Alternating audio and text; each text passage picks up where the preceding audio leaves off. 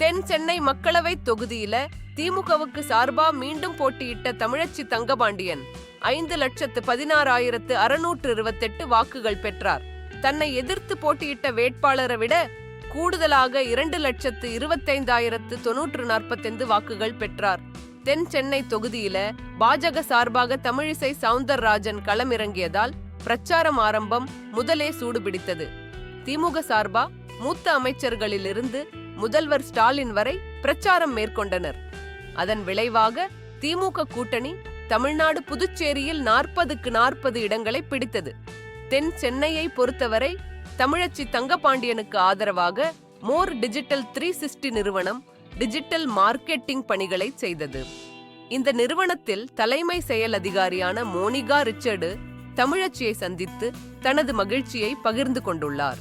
இது தொடர்பாக தனது ட்விட்டர் பக்கத்தில மக்களவை தேர்தல் பிரச்சாரத்தில் தமிழச்சி தங்கபாண்டியனுடன் இணைந்து பணியாற்றும் வாய்ப்பு கிடைத்தது.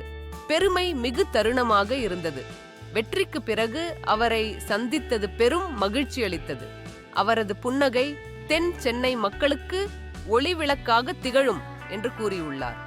மோனிகா ரிச்சர்டு இசையமைப்பாளர் இமானின் முன்னாள் மனைவி ஆவார்.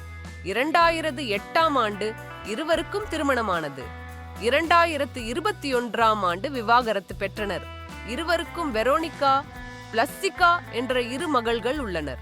விவாகரத்து செய்த 6 மாதங்களில் டி. ஈமான் அமிலி என்ற பெண்ணை மணம் புரிந்தார்.